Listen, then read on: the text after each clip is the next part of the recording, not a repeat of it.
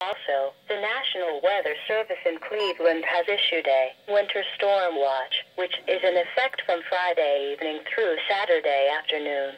For Hancock, Wyandotte, Marion, Morrow, and Knox counties, accumulating snow is expected Friday evening through Saturday afternoon. From 2 to 4 inches of snow is expected west of I-71 and 3 to 5 inches east of I-71. Southwest winds Friday night will be 20 to 35 miles an hour with gusts to over 40 miles an hour. Winds will turn west Saturday. Visibilities Friday night and Saturday could be reduced to a quarter mile at times in snow and blowing snow.